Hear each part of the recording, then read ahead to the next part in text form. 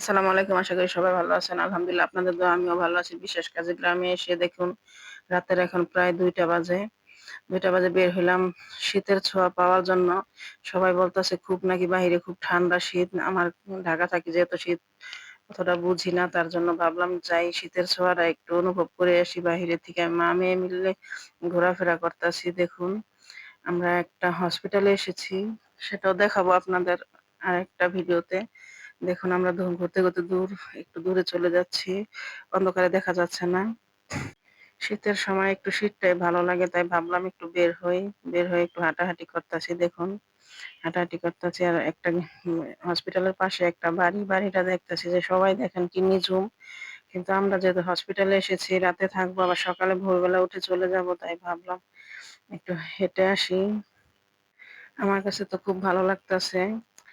একটু ঠান্ডা লাগতাছে। অতটা ঠান্ডা নেই। এবার মনে হয় অতটা ঠান্ডা পড়বে না। কিন্তু সবাই বলতেছে খুব ঠান্ডা তাই একটু ভাবলাম বের হই।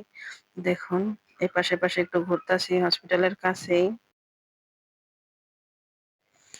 হসপিটালে এসেছি আবার হসপিটাল থেকে চলে যাব ঢাকায়। তাই ভাবলাম আর তো বাড়িতে যাব না, বাসায় যাব না। তাই এখান থেকে শীতটা একটু অনুভব করে যাই ভালোভাবে। দেখুন হসপিটালের দিকে সবাই এসে সারারাত্রি জাগনা থাকে। কিছু লোক দেখুন আমাদের কিছু হয় না এভাবে অন্য মানুষ একটু ভিডিও করতাছি ঘুরে।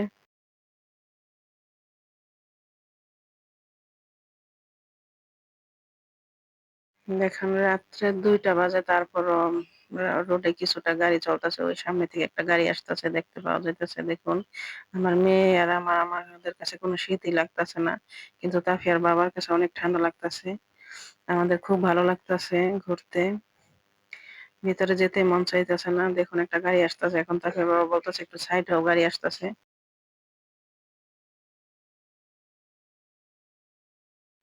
ধন্যবাদ সবাইকে ভিডিওটি দেখার জন্য। এখন আমরা চলে যাব।